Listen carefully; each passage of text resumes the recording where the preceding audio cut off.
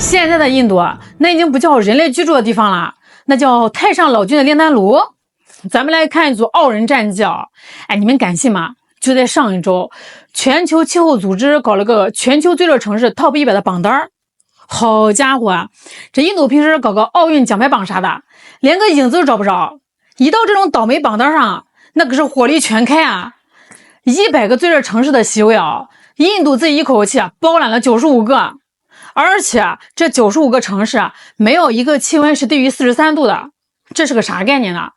咱们平时去澡堂子泡热水澡，那水温它也就是40度出头啊，你泡久了还会头晕眼花呢。3个倒好，直接在43度起步，有的地方甚至直逼50度的空气里生活呀，这哪是过日子呀？这分明就是空气炸锅里的薯条，就差撒点盐和孜然直接上桌了。可能有人要说了，这不就是偶然的天气异常吗？忍几天不就过去了？你快拉倒吧，真以为是老天爷偶尔打个喷嚏呢？专家都说了，这可是全球变暖造的孽，这种极端热浪出现的概率比以前整整翻了45倍。这就不是什么天气异常，这就是一场实打实的灾难。正在一点一点温水煮青蛙似的把印度拉进那个要命的深渊里。咱们摊开地图看看印度的地形你就会明白啥叫倒霉催的。说印度是个天然的大蒸笼，一点都不委屈它。咱们都知道北边冷，冷空气往下走就能降温，但是印度的北边是啥？是喜马拉雅山脉啊，那可是世界屋脊。那这座山平时看是挺壮观的，一到这个时候它就会变成了一堵又高又厚的防盗门，把北方的冷空气死死挡在了外面，一点冷风都吹不进来啊。那再看看印度腹地的恒河平原一片大平地四周也没个风道，这太阳呢就在头顶上滋滋的烤热量散不出去，全闷在这片盆地里，这就叫天然的高压锅。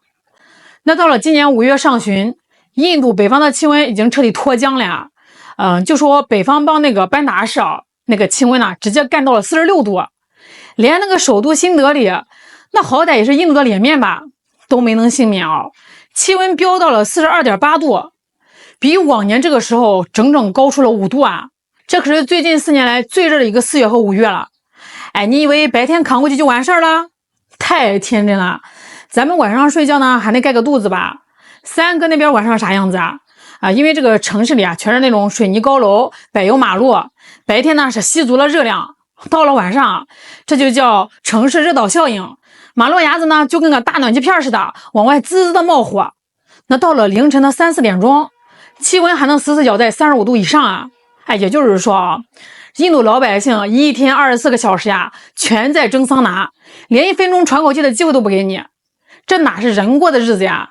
这连街上的流浪狗都得热出抑郁症来大伙儿想想咱们平时在35度的3伏天出门拿个快递回来都得一身汗这印度老百姓那可是长期在40多度逼近50度的环境里讨生活，这根本就不是毅力能解决的问题，这已经超出了咱们人类这具肉身能承受的物理极限了咱们的正常体温是37度，那如果外界的温度长期保持在40度以上，那你身体里面的水分就会像烧开了的开水一样疯狂蒸发，汗流光了，血液就会变稠，稠得像芝麻糊一样，你那个心脏就得拼了老命的泵血，扑通扑通的负担越来越重，到了最后身体冷却系统彻底宕机，各个器官直接罢工，这就叫重度中暑，也就是热射病，神仙来了都救不回来的那种，说没就真没了你们看看官方给的数据，从今年的3月份到4月下旬印度说中暑死亡的才56个人，疑似中暑的2.5万人。我跟你们讲这个数据你们听听就算了，连3个自己都不信。谁不知道印度底层老百姓是个什么生存状态？那些在马路边上搬砖的、拉人力车的、扫大街的，顶着大太阳干活突然眼前一黑，吧唧倒在地上，连叫个救护车的人都没有。等这个救护车来了，人早凉透了。这种连名字都没有人知道的穷苦人，没了就没了根本进不了那个冰冷冷的统计报表里。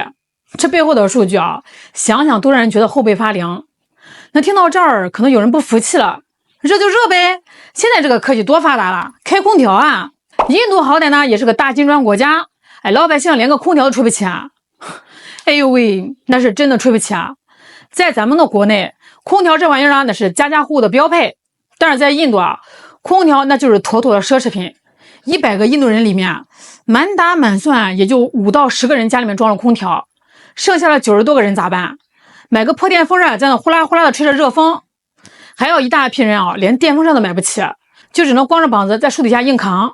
好，那就算你是个中产，你家里面装了空调，你以为你就能安生了？错，印度会用现实给你狠狠的上课，那就是停电。那天一热呢，所有的空调有电扇的人啊，都把这个机器打开了，用电量嗖的一下就窜上去了。就在前几天啊，4月25号，这印度的峰值用电需求直接捅破了天花板，达到了256吉瓦。印度那破破烂烂的电网哪见过这场面啊，直接就吧唧一下崩了呀！尤其是一到晚上啊，这太阳能板不工作了，电力缺口瞬间拉大到4.2吉瓦。于是印度就开启了全世界最刺激的盲盒停电的模式。你想想那个画面啊，这一家人正围在空调底下，享受着难得的25度清凉，突然啪的一声，灯灭了，空调歇菜了。不出10分钟，这屋子里面的温度啊，直接从25度飙升回45度，那种从天堂瞬间跌入地狱的落差感，能让人直接当场发疯啊！这不叫降温啊，这叫间歇性精神折磨。更可怕的是啥？是医院。你们想想啊，重症监护室那些插着管子的病人，那些必须放在冰箱里冷藏的救命药，一旦断了电，那可是要命的呀！那本来印度的医疗系统就拉垮的要命，现在这个高温加上停电双管齐下，这哪是看病啊，这简直就在赌命。比停电更要命的是这高温直接把印度的饭碗给砸了，老百姓热的受不了，这地里的庄稼他也受不了啊！你们猜猜，在46度的气温下，印度的地表的土壤温度能达到多少？80度。各位，80度啊，这是啥概念？你拿个生鸡蛋打在田埂上，过一会儿都能给你煎成太阳蛋。你以为农民是在种地？错，人家那儿在搞大型露天铁板烧啊！就这个温度，什么西红柿啊、黄瓜啊、蔬菜啊，你就是天天拿恒河水浇它，它也得被烤成标本啊！大面积的蔬菜直接枯死绝收，地里光秃秃跟啥也没种一样。更要命的还在后面啊！这农民想种点耐旱的粮食吧，得买化肥吧，得买尿素吧。现在呢，因为各种破事儿啊，这印度的尿素价格涨得亲妈都不认识了，直接飙升到了$900一吨。普通印度农民一年才挣几个钢镚啊，买这玩意儿算了吧，干脆把土扬了自己躺下得了。那没有化肥，印度的水稻和小麦产量绝对是断崖式的下跌。大家都知道，印度可是拥有14亿人口的超级大国呀。平时风调雨顺的时候，他们那个粮食呢，也就是勉勉强强的够大家对付一口。现在好了，高温把地烤干了，化肥又买不起，接下来大概率就是饥荒了。现在饥饿的阴影已经死死掐住了底层老百姓的脖子呀。这很多人一天连一顿饱饭都吃不上，就靠喝凉水骗骗自己的胃。为啥没钱买饭？因为你没法出去干活啊。建筑工人、清洁工、蹬三轮的，全靠在露天卖力气挣当天的口粮。那现在外面50度啊，你出去搬2块砖人都化了，只能在家里面窝着。没活干就没有钱，没钱就买不起越来越贵的粮食，这就成了一个死循环。有经济学家算过账，就这个破高温啊，每年能把印度的 GDP 硬生生蒸发掉 5.4%。这哪是流汗啊，这流的是黄金白银啊。那面对这么大这么恐怖的天灾人祸，你们猜猜印度的官方，咱们那位莫迪老仙儿给大家出了个什么主意？这绝对是我今年听过最离谱的笑话啊！简直是把老百姓的智商按在滚烫的马路上疯狂摩擦啊अगर खाने के तेल में खाने का तेल का जो उपयोग करता है, मैंने बार बार कहा है 10% कम करो, तो भी वो देशभक्ति का बहुत बड़ा काम है। इससे देश के खजाने का स्वास्थ्य भी सुधरेगा और परिवार के हर सदस्य का स्वास्थ्य भी अच्छा रहेगा। 哎呦喂，大哥，你这是站着说话不腰疼啊？你看外面那些50度的高温下，为了全家老小一口饭拼命蹬三轮的穷人，你让他们少吃油，他们连饭都快吃不上了，肚子里面哪有半点油水？这根本不是什么政府劝导，这分明就是对底层劳苦大众最响亮一个大耳刮子，是极其无力的嘲讽。政府根本拿不出任何解决办法，只能用这种何不食肉糜的屁话来忽悠人。现在印度老百姓唯一的盼头啊，就是死死熬过这个5月，盼着6月份的西南季风赶紧来。只要这个季风一到，大雨哗哗一下，气温就能降到35度左右，大家就能稍微喘口活气。但是这老天爷似乎打算把3个往死里扔啊！印度的气象局自己都承认了，说今年的这个西南季风啊，可能比往年都要弱。也就是说，你们盼望的大暴雨啊，可能只有毛毛雨，降温降个寂寞呀！更让人绝望的是未来，科学家早要把话撂这儿了。如果全球变暖这个事儿控制不住，那未来的50年内，印度部分地区的气温还得再往上面飙5度。现在是50度，再飙5度，那就是55度到57度了。各位，这个不是开玩笑的数字啊！这在医学上，一旦气温逼近这个数值，那就是人类的致命阈值啊！到了那个时候，都不用你去大太阳底下暴晒，哪怕你坐在阴凉的屋子里，只要没有空调，你的人体排汗系统就会直接崩溃，瞬间中暑。如果真到了那一天啊，印度的电力系统绝对是秒崩，医疗系统瞬间瘫痪，大规模的悲剧就不再是新闻了，而是每天的日常通报。所以说各位，不要觉得印度热跟咱们没有关系，当个笑话听听就算了。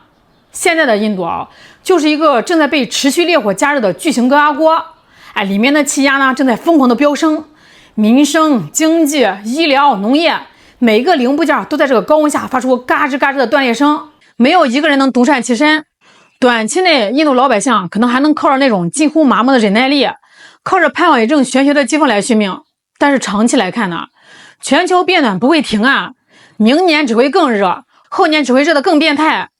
电力缺口越来越大，粮食越来越少，政府的无能和短板更是暴露的底裤都不剩。这可是有着14亿人口的国家啊，他们现在可是真真切切站在了人类生存极限的悬崖边上。每一天太阳升起，对于他们来说都是一场不知道能不能活到日落的生死大考。那如果印度政府还是这种念经祈雨、少吹空调的糊弄态度拿不出真金白银的基建改造和气变应对方案，那么我敢打赌未来印度这个空调外机只会转得越来越疯狂，最后轰的一声彻底散架。至于这个国家还能在火炉里撑多久，咱们拭目以待吧。或许这个日子真的已经屈指可数了。